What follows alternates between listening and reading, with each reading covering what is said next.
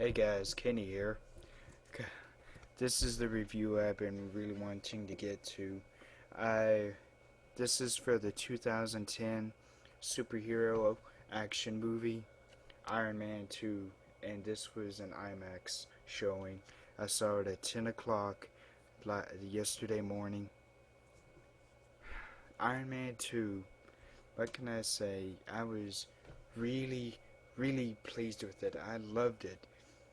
Robert Downey Jr. I think had an even better performance as Tony Stark in this one than he did in the first one. I didn't I didn't find him annoying at all. I thought his performance was even stronger in the sequel than in the first.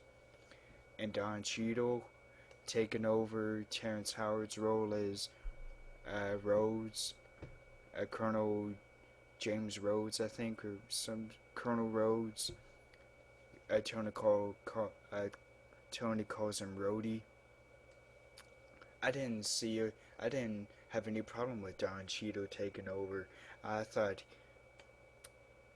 he took the role and made it even better than Terrence Howard did, and Don made it his own. And Rhodes had a even bigger part to play in Iron Man 2 than he did in the first one.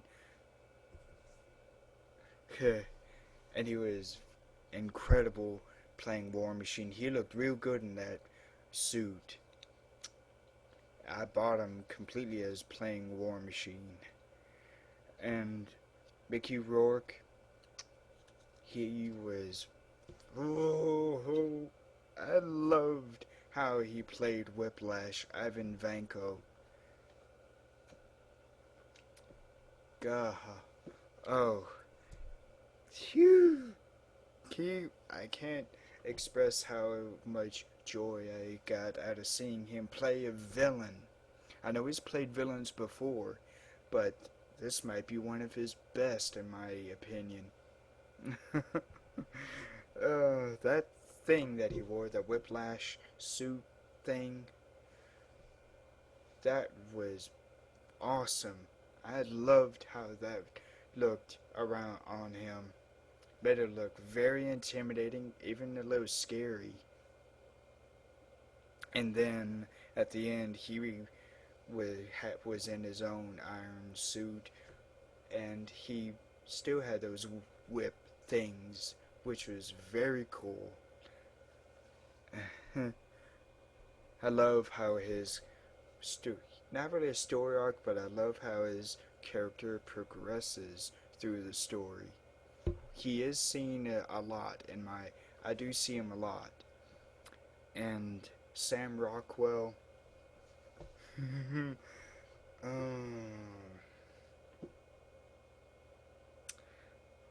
that was such a good part for him playing the villain. But I loved how Sam Rockwell played that role of in Iron Man 2. I think he was an incredible choice, and even he has a good character development through the story. He played Justin Hammer, that's who it is. He was incredible as Justin Hammer. And he was also pretty funny. uh, but when he was supposed to be intimidating and ruthless, he pulled that off magnificently. He loved showing off those. He loved talking about his work and those and guns and the iron suits, the ironmonger suits, which didn't turn out to be suits later on. But oh, I really did enjoy seeing him. He never has let me down in any performance that he's done. And Gwyneth Paltrow, Mm. Oh, she did an even better job in this than she did in the first one. Her character has much more to do, and she has a bigger impact on the story this time than she did in the first one. And she played it even better. I think I said that already. Uh, but she was impeccable, in my opinion. And Scarlett Johansson, people say she's not seen very much, but I thought she was in the movie quite enough. And her story, her character development and arc was beautiful. I really didn't see it coming until it was revealed. I loved how she played her characters, being nice at first, and then being cunning and ruthless later on. And she was also a pretty good fighter.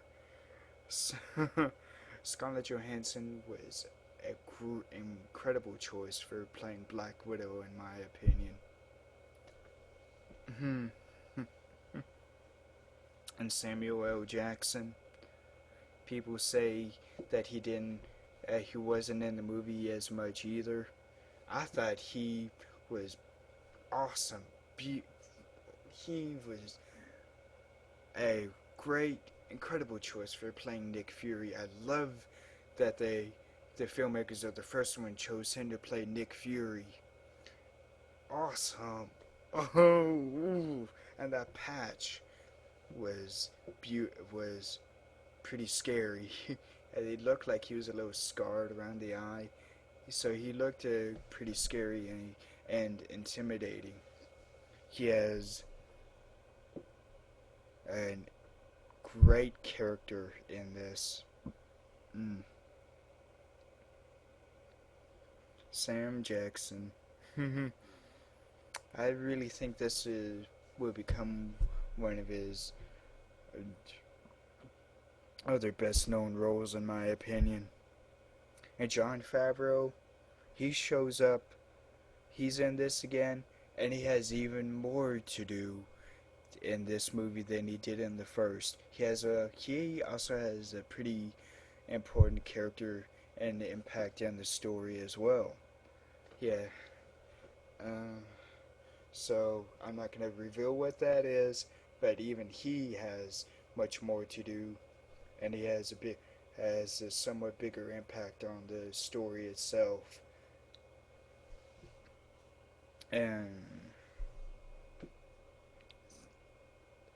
think that was it of all the principal characters. And uh, so people have complained about the middle being a little slow. I didn't feel that being. I didn't feel like it being slow.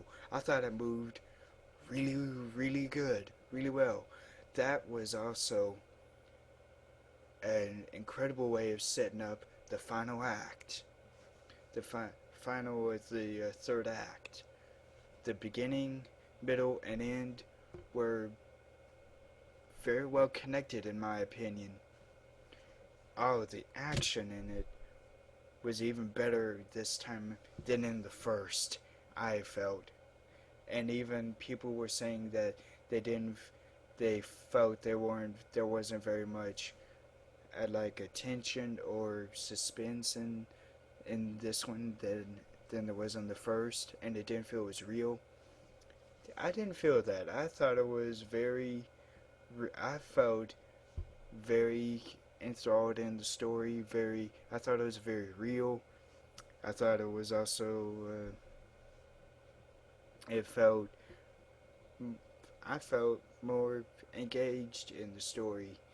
I really felt engaged in it. So Iron Man 2, I really did enjoy it.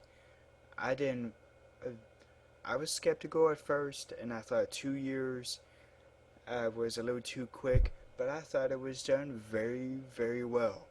I highly recommend Iron Man 2.